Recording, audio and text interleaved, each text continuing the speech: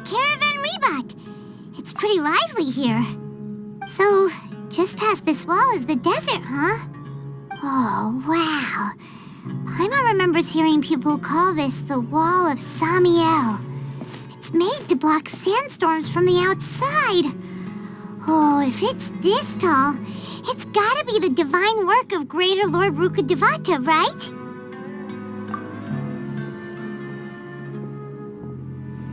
Enough gawking. Come on, follow me. Huh?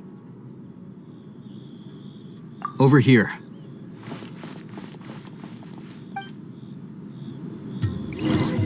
Oh, Hatham went that way! Let's hurry up and follow him.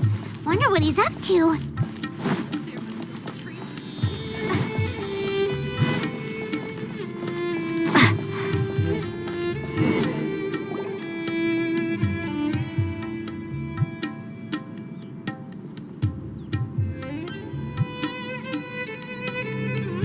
What the? Where did she go? How did we lose them? They were just here a second ago. More Eremite mercenaries? Who are they working for this time?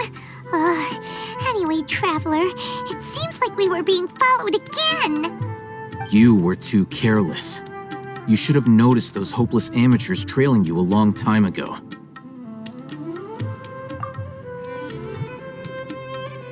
There's no need to thank me. I've never cared to keep track of personal favors. All I did was correct a mistake I happened to come across. It's a habit I developed at the academia. You really gave Paimon a scare, Alhaitham. We never thought we'd run into you here. Last time we met at Port Ormos, didn't you say you were going back to the academia?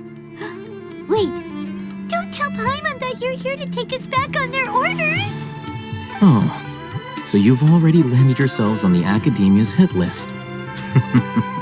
I can't say that I didn't expect it. However, had I wished to turn you over to the academia, don't you think you'd already be the Eremite's honored guests by now? Oh, right. You do have a point. I have no interest in running errands for that project. As a scholar, I've always belonged to the camp that promotes researcher autonomy.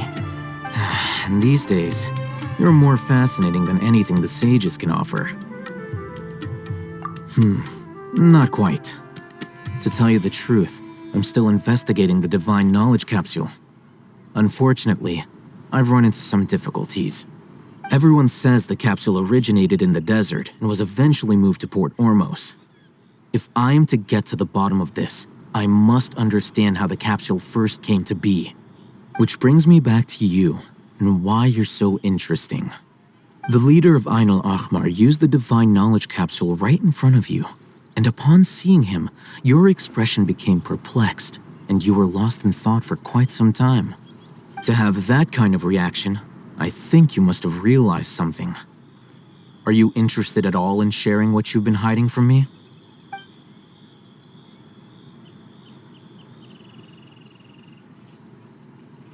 Alhaitham, you really have a ridiculous eye for detail. What kind of person even notices or remembers stuff like that? So that's your answer. Well, I do work for the academia after all. So considering that, it is indeed wise to keep your cards close to your chest. But that does prove you do have some undisclosed information about the Divine Knowledge Capsule. Am I right?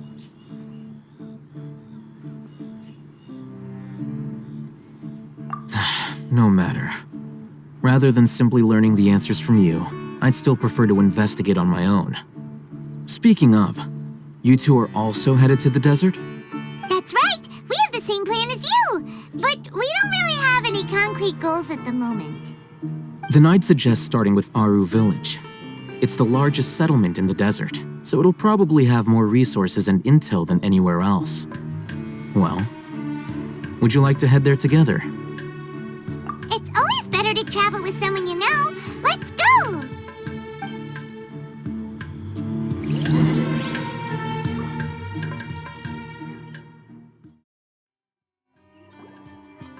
Before us lies Aru Village, the safe haven of the desert folk. Whoa, this landscape is really something else. What a cool place! Let's go check it out!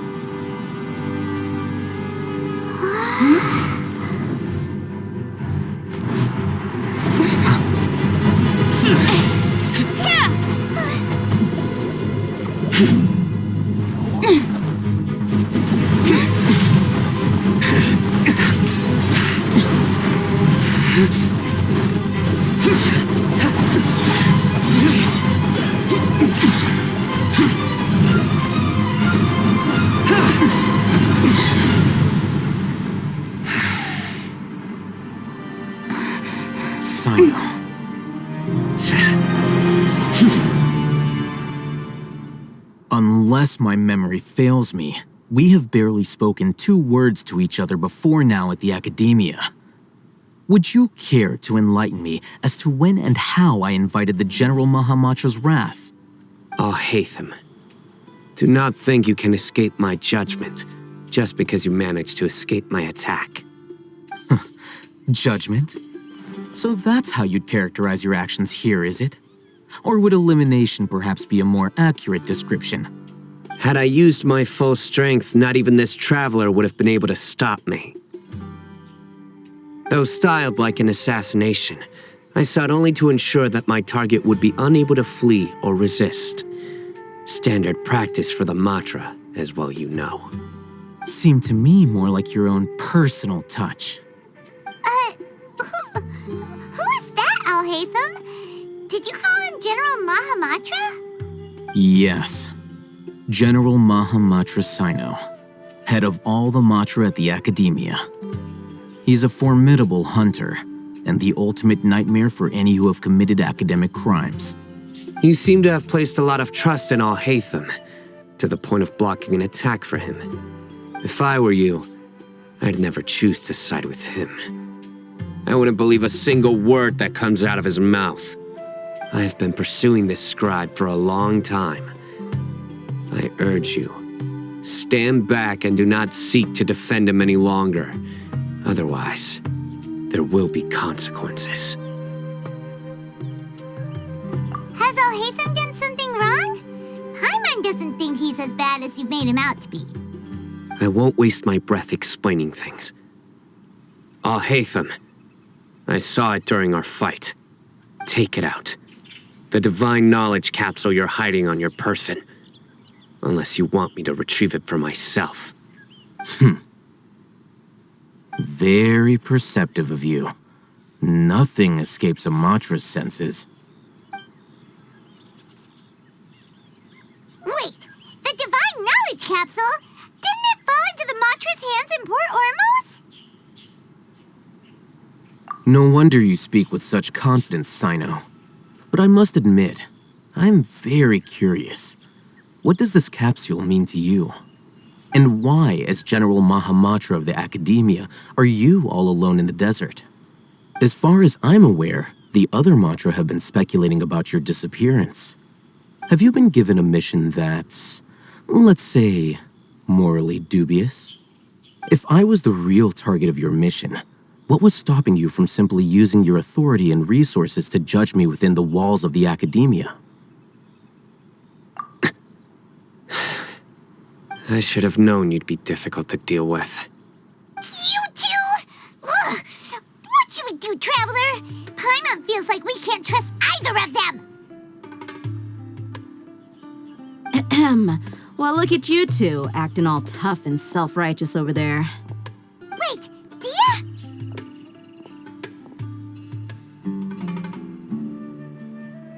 Great! Finally, someone that we can trust! You gotta help us out here. Otherwise, these two are gonna start fighting again!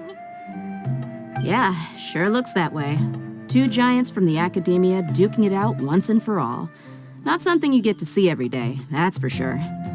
Listen, I know you academic types love to fill up your big brains with self-righteous morality and lord your empty rules and virtues over each other. But how dare you bring your petty disputes into the safe haven of Aru Village? It seems like someone's gonna have to beat some sense into your thick skulls until you finally learn to respect these grounds.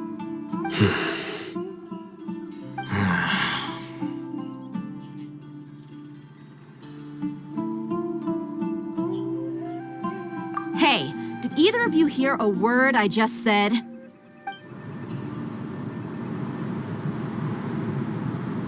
Whoa, what's going on?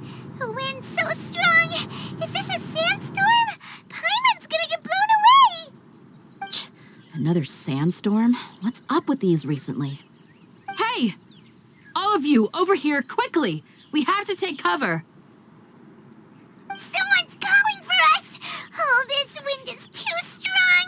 Let's get over there. That sounded like Candace. Come on, you two. Jeez, are all of you academia folks such hard work? Move it! All right, stop yelling.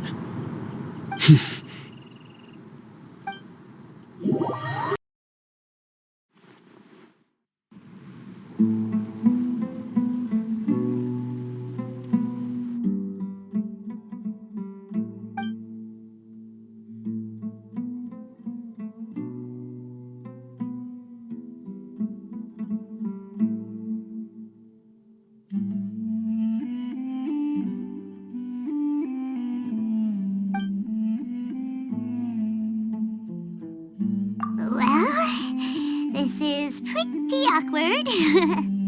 Hey, wanna play sardines with 3 people who wanna tear each other limb from limb? Sure, why not? Sounds fun. The air is so thick and heavy. Paimon can hardly keep floating anymore. My sincere apologies, everyone. This is the home of our village chief. I will have to ask you to make do with this small room until the sandstorm dies down. Please, let me introduce myself. I am Candace, protector of Aru Village. Our savior has come at last! Nice to meet you, Candace. The name's Paimon. Thank you so much for helping us. There's no need to thank me. It's only right to help each other when the weather gets rough. Wow, she's so gentle and caring, like a nice older sister. Unlike those guys over there. All right, now that we're all better acquainted, we should return to the topic at hand.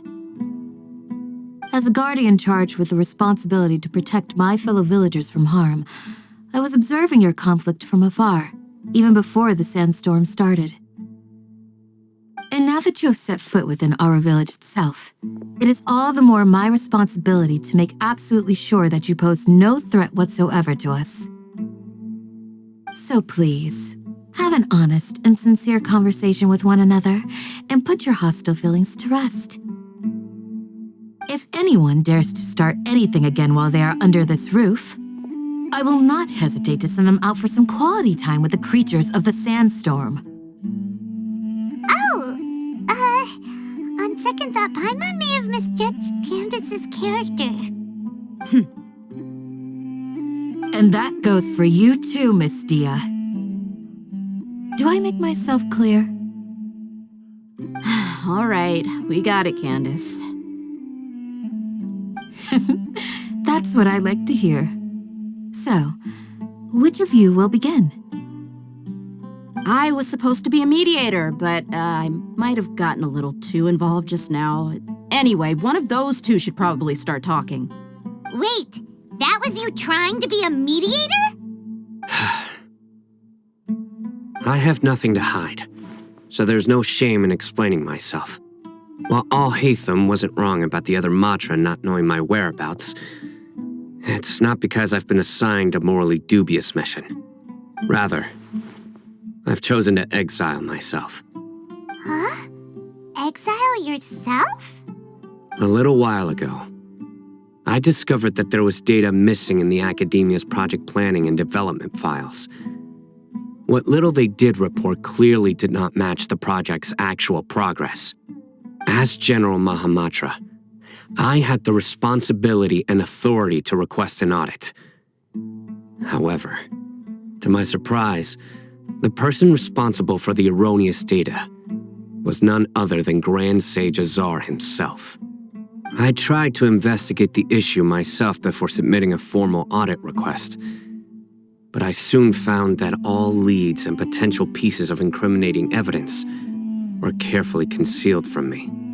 I began to realize that they were cautious of me from the very beginning.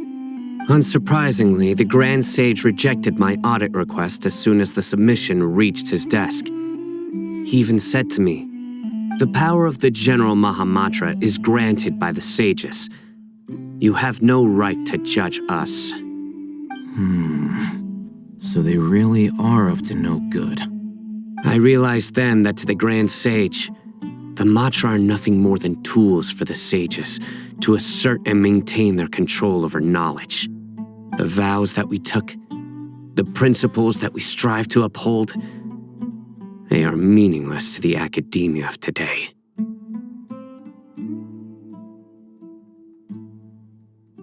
I believed it would be wise to flee the academia before the sages had a chance to take action against me. This way, they can no longer see nor predict my actions. I will never give up on this investigation. There's no need for someone else to give me power or authority. Once I find the truth, I will administer judgment by my own name. Sino seems to have the same goal as us. We're all investigating the sages. Plus, now that he's no longer the General Mahamatra, he somehow feels a lot less scary. Well, Sino, if that's your story, then why did you see Alhaitham as a target? When I was investigating the matter in the academia, I overheard a conversation between Alhaitham and a sage. The sages asked you to investigate a blonde-haired traveler. Do you dispute this, Alhaitham? What? Like many parts of the project, this assignment was undocumented. Now throw in your suspicious behavior with the Divine Knowledge Capsule, and I think we deserve an explanation.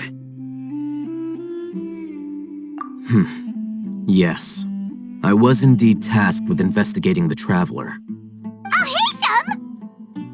After all, the promised reward was so great that hardly any scholar could have refused. The sage told me, once you've completed this assignment, I can give you a glimpse of divine knowledge.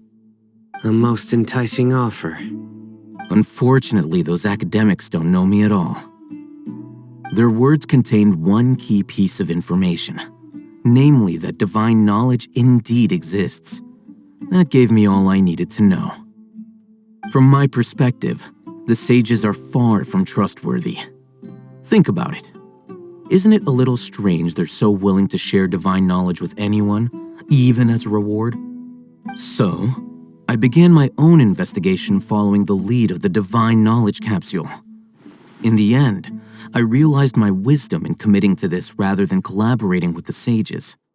Had I been less guarded, I probably would have ended up like that Ain al-Ahmar mercenary, incapable of remaining sane for long enough to hold a conversation. You mean that the sages originally planned to dispose of you, using one of those capsules that drive people insane? I'd already given up on the assignment by then. I only told the academia I was waiting in Port Ormos for you to appear so they wouldn't suspect anything. So it came as quite a surprise when I encountered my erstwhile target while investigating the Divine Knowledge Capsule. Criminals do love to talk about coincidences. Even though I ran into the Traveler by chance, I had no intention of providing assistance to the academia. Also, you should remember, you were the ones who decided to follow me and strike up a conversation after I left that tavern. That's true. Alhaitham helped us out at Caravan Rebat as well. Maybe he's telling the truth. I'm willing to apologize if that's worth anything to you. I took the Divine Knowledge Capsule behind your back because I judged its existence to be a significant risk. I felt that it would be best for no one to interact with it before it had been properly studied. After all, curiosity often proves to be the most dangerous thing in this land. You should be well aware, Scribe Al-Haytham, that curiosity can also lead you to danger and suspicion. Answer me this. Did the sages share any information about their project with you? Have I not made myself clear? You and I are both distrusted by the academia. Do you really think they would tell me anything?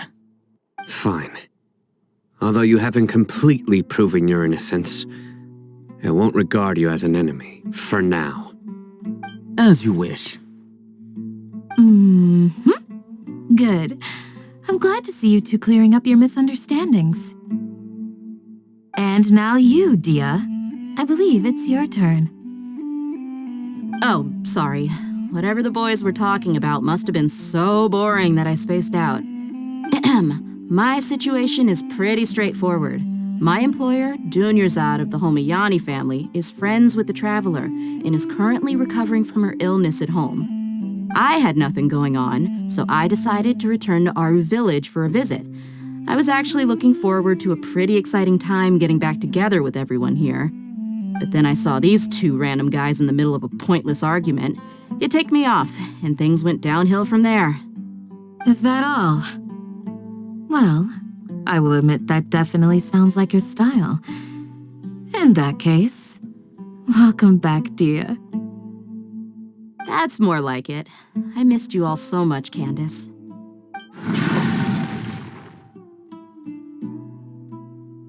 Whoa! What was that sound? No need to worry. Now that you're no longer at each other's throats, please make yourselves at home. I'll take a quick trip outside to clear out some of those creatures in the sandstorm. Creatures? In the sandstorm? Are you sure you don't want some backup? Fighting in a sandstorm is not for the faint-hearted. Anyone without extensive training in these conditions is at a disadvantage. You needn't worry. Yeah, just leave them to Candace. Don't worry, she's as tough as they come.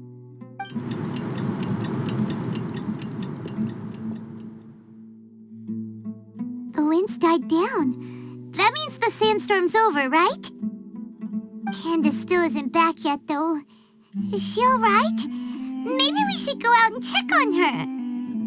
When you put it that way, even I'm starting to feel a little worried. All right, let's go. We've been here long enough, and the boys are as chatty as the floor.